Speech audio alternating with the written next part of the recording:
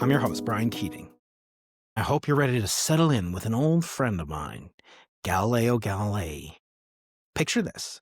It's 1609, and somewhere in a workshop in Padua, Italy, a 45-year-old mathematics professor is hunched over a primitive telescope, making adjustments that will change human history and his life forever. But here's what your textbooks never told you. Galileo wasn't just discovering new worlds. He was building the world's first scientific monopoly. Well, everyone thinks they know the story of Galileo and his telescope. What really happened reads more like a Silicon Valley startup for a unicorn than a dusty academic tale. This is the story of how one brilliant physicist turned scientific instruments into intellectual property. He turned observations into exclusive content and discoveries into a personal brand worth dying for, and maybe worth killing for. But there's something else your textbooks won't tell you, something I learned the hard way during my own academic career, chasing cosmic discoveries. Galileo's story isn't just about business strategy. It's about the dangerous seduction of confirmation bias, and how even the greatest minds can be led astray by their own success. Forget the image of Galileo as a pure scientist seeking truth. Think of him more like Elon Musk meets Steve Jobs meets Netflix, all rolled into one Renaissance package. Here's why. Galileo wasn't just teaching mathematics at Padua University for his modest 1,600 lira annual salary. He was running what we'd now called a freemium educational services business. Students paid for his basic university lecture, but the real money came from private tutoring and even boarding students in his house. That would triple his university income, but I still wouldn't do it, even if you paid me 10 times that. Can you imagine having students sleeping with you in your house as their professor? Now, I want to talk to you about a lesser-known character, Mercantonio Mazzoleni.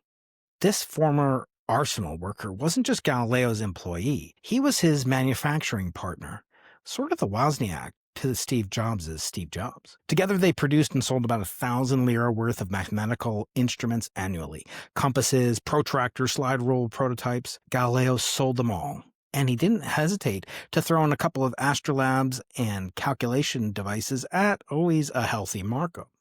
Sound familiar? It's the exact model Apple uses today.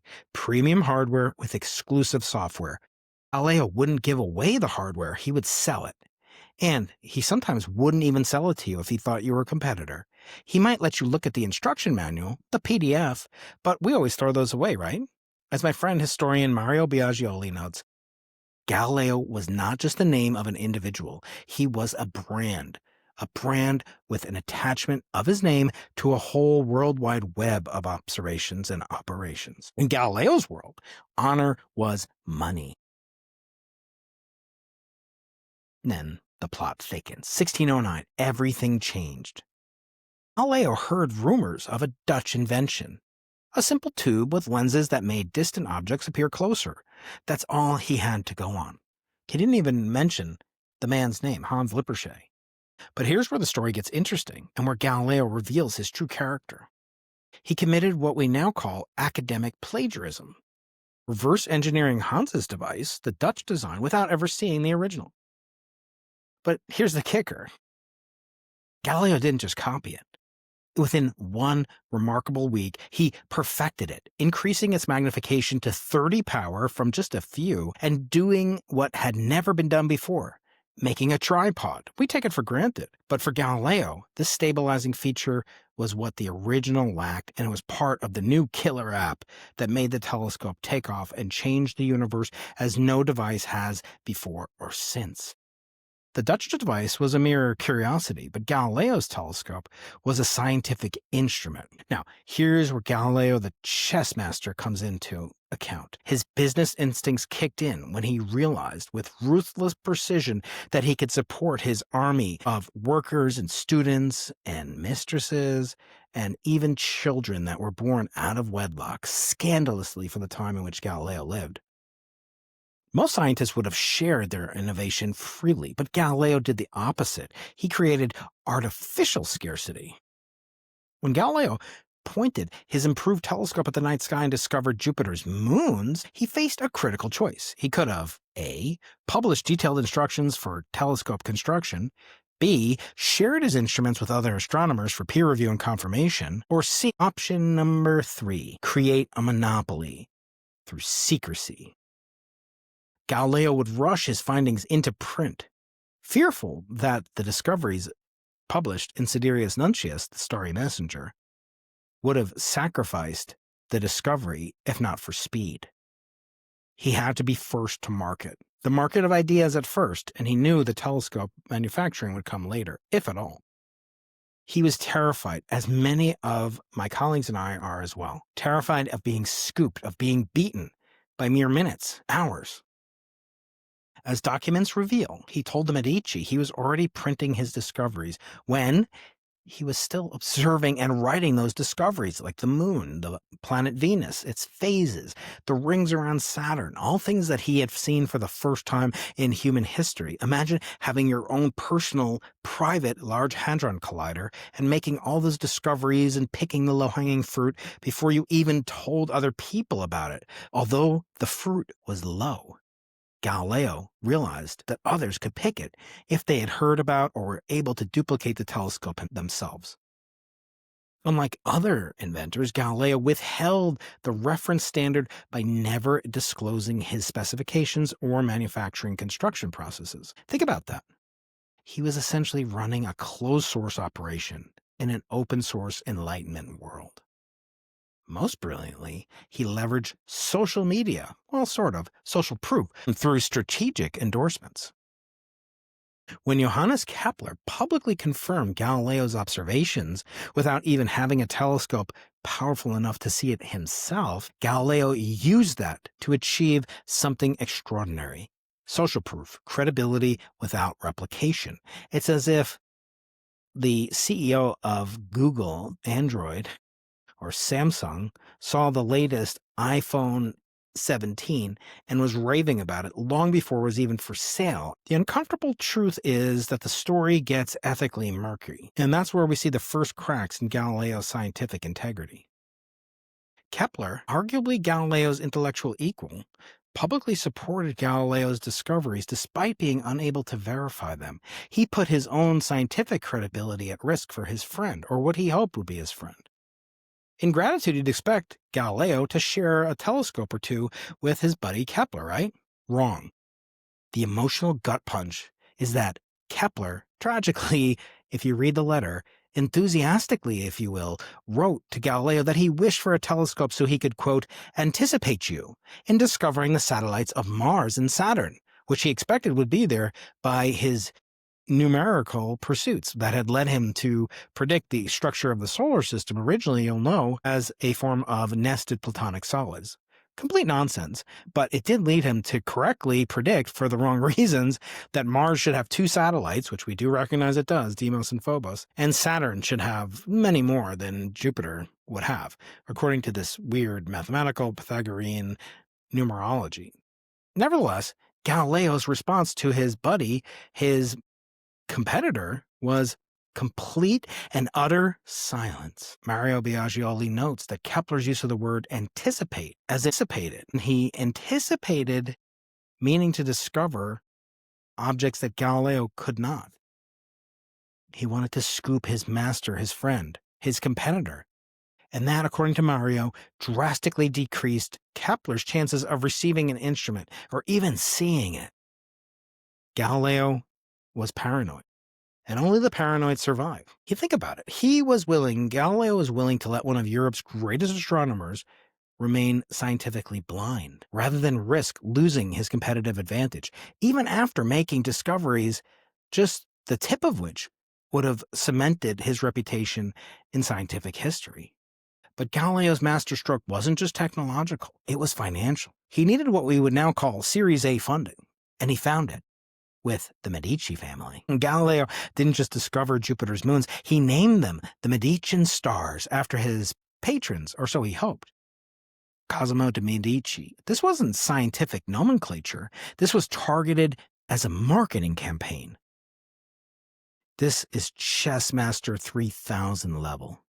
Distance was Galileo's friend. Being in Padua while courting Medici patronage in Florence gave him time to build credibility, along with scientific reproducibility coming soon after, before anybody could thoroughly and definitively fact-check his claims too closely. Now, here's what's truly remarkable. Galileo created a feedback loop that would make any modern growth hacker envious. Exclusive observations led to strategic publicity, which led to elite endorsements, which increased credibility, which gave him more exclusive access and more fame and notoriety. He never left Italy, let alone the continent of Europe, but his fame spread, even to Asia, within his lifetime. As Biaggioli puts it, Galileo cornered the market of telescopic astronomy by getting into it very quickly, thus making it very difficult for others to break his monopoly.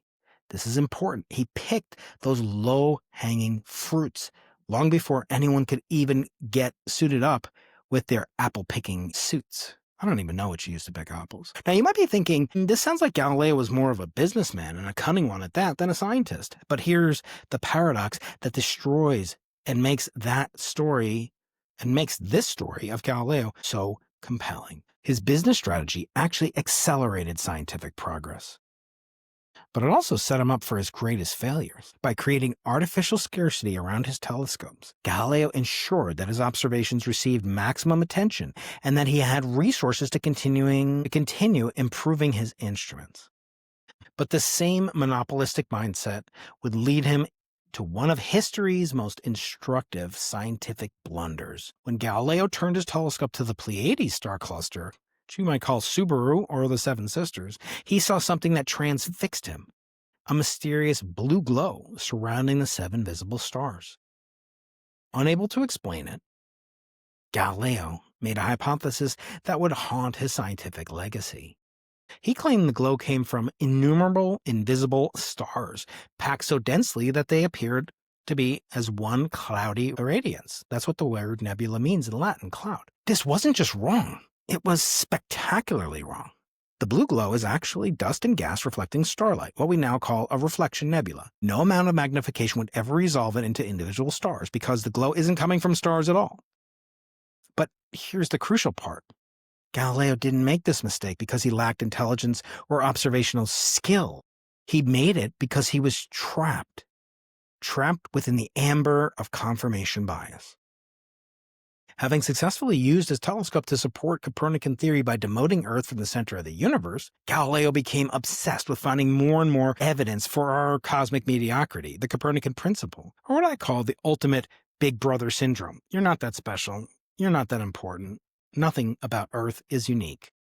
And this tunnel vision led Galileo to see what he wanted to see, more stars everywhere, supporting his revolutionary idea that the sun was just another star among countless others. Now, that's true, but not for the reasons he employed. He was right, again, for the wrong reason, as he would be later when he claimed that the tides on the Earth's surface in the Dialogue, the book that ultimately got him imprisoned for the remaining 9 years of his life, and the topic of our next episode someday down the line on Galileo, once I've covered the infinite number of other scientists I want to cover on this sub-podcast. We'll cover the Dialogue, don't worry. I did make it into a 21-hour audiobook with Carlo Rovelli and Lucio Piccirillo and people like Jim Gates and Frank Wilczek and Fabiola Giannati. You can find that in a link below. The same competitive drama that made him guard his telescope secrets also made him rush to grand conclusions without sufficient evidence. This pattern repeated with Galileo's theory of the tides. In the Dialogue, we'll see that Galileo was desperate to provide a mechanical proof of Earth's motion around the sun, so he proposed that ocean tides resulted from the orbital motion of the Earth around the sun plus the rotational motion of the Earth about its axis. This was another spectacular error, but again, he was right. Ultimately, the Earth does go around the sun, but not for the reasons he proposed. Galileo depended on patrons for his support, and just like him, I depend on patrons too. So if you're enjoying this deep dive into the business side of scientific discovery or any of the work that I do, please consider how you can help support me on this channel. The first thing you can do is subscribe or follow the channel, leave a like or a comment or a rating or a review if you're listening on Spotify or on Apple Podcasts. I'm so grateful if you do. If you want to go even further and get extra bonus credit from Professor Keating, you can become a member of the channel on YouTube. Memberships start at 99 cents a month and go up to $19.99 a month if you want to spend an hour a month with me on my cosmic office hours. Or you can support me on Patreon for any amount, typically. I think minimum is $5 after they take their pound of flesh like the Medicis did. Now, the Medicis didn't do so bad to Galileo, as you'll see. And so you can support me there as well. And now for a word from my modern-day Medicis. We'll be right back, don't worry, with more on how Galileo's monopolistic mindset led to his greatest scientific blunders, and what that teaches us about the dangerous psychology of being too invested in being right. So stick with us, and we'll be right back after this brief word from our sponsors.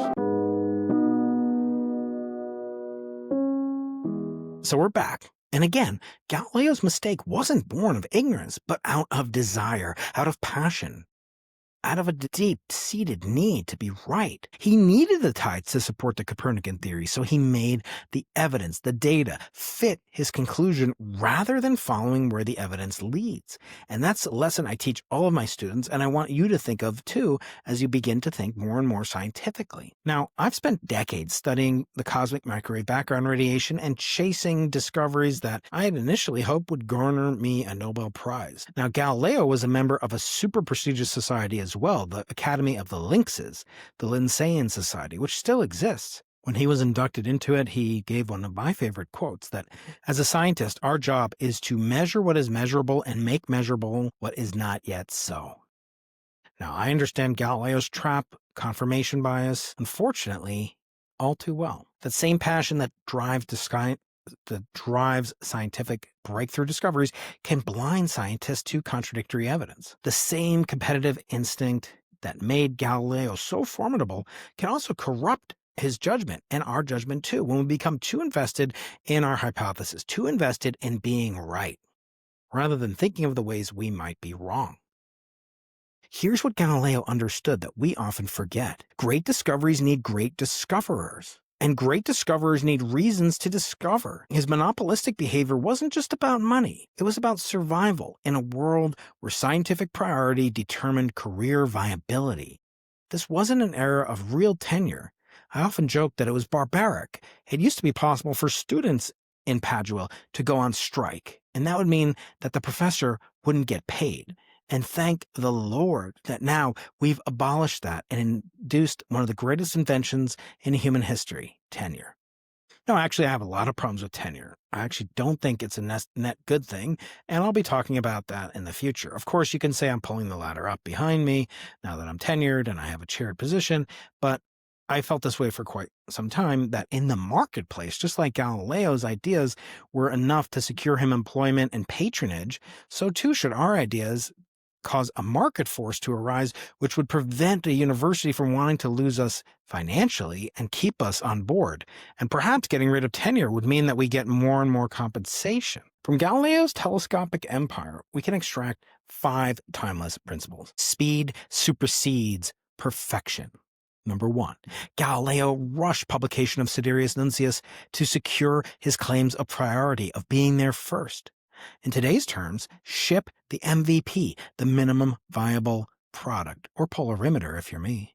Iterate later. But as his later errors show, speed without skepticism leads to some spectacular failure possibility. 2, control the standard.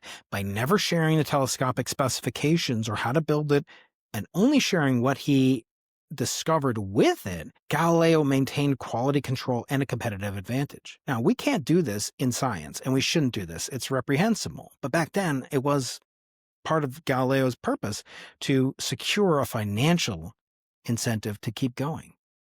The modern equivalents come not in science, but in business, and we see it in things like Apple's closed ecosystem and lock-in.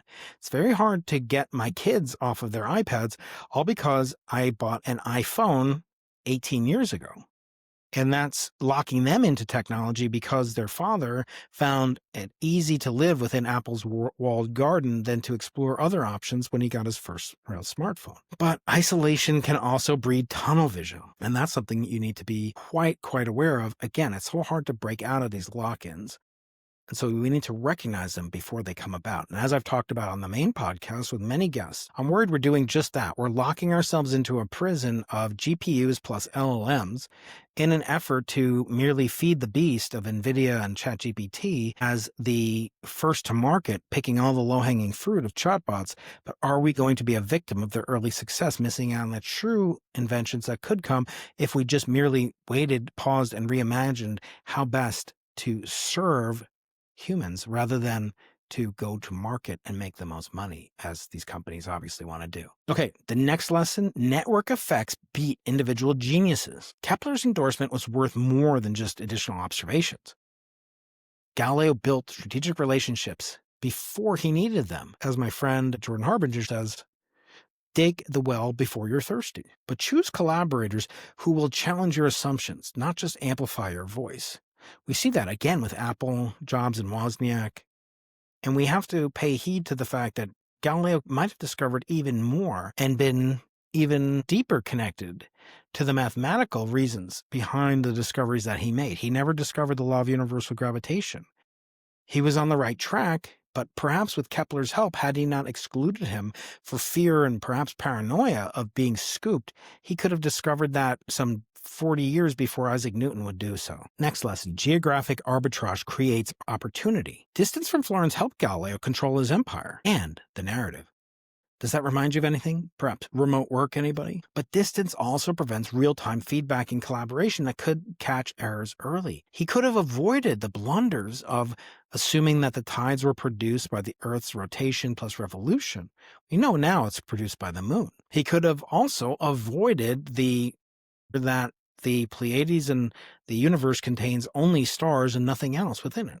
He might have gotten that from his friend Kepler or some other collaborator/competitor, but he was too proprietary. He was too concerned about maintaining the monopolistic advantage he had. The next and perhaps last lesson, branding is everything.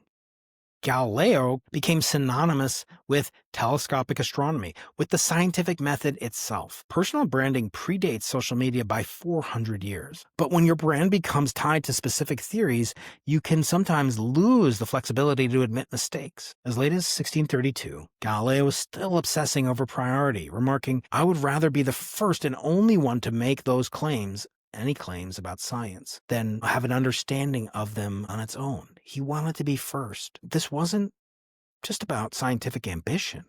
It was an existential necessity. In Galileo's world, being first wasn't just about ego.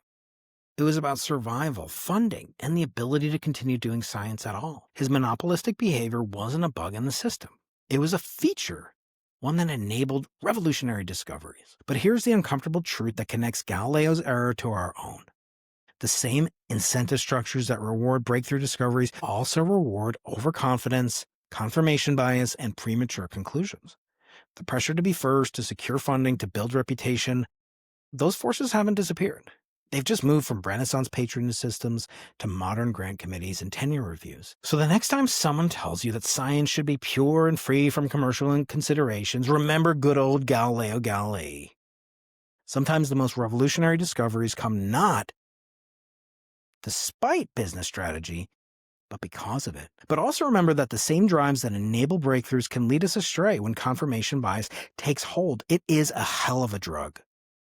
So my question for you today, in our current scientific ecosystem, are we creating the right incentives for breakthrough discoveries in genomics, in artificial intelligence, in physics? Or are we so focused on rapid publication, citations, and priority claims that we've forgotten our patient skepticism?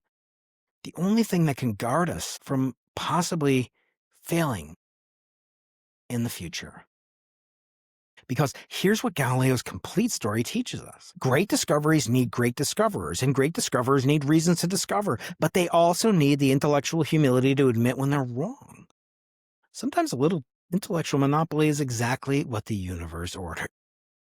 But monopolies, whether commercial or scientific or intellectual, they can become prisons that trap their constructors as victims of our own success. The most powerful lesson from Galileo isn't about telescopes or business strategy. It's about the eternal tension between the confidence needed to make revolutionary claims and the skepticism needed to test them rigorously. In that tension lies both the promise and the peril of all scientific discovery. Galileo and the Dialogo, which we made into the first and only audiobook made by Galileo. Well, not made by him. He wasn't in on the recording in GarageBand, but he did provide the core of what is perhaps the best written, most interesting science book ever produced, the Dialogue. I hope you'll check out all those books and keep coming back and joining me, where we examine the human side, the foibles and the blunders and the errors and the excellence, the passion,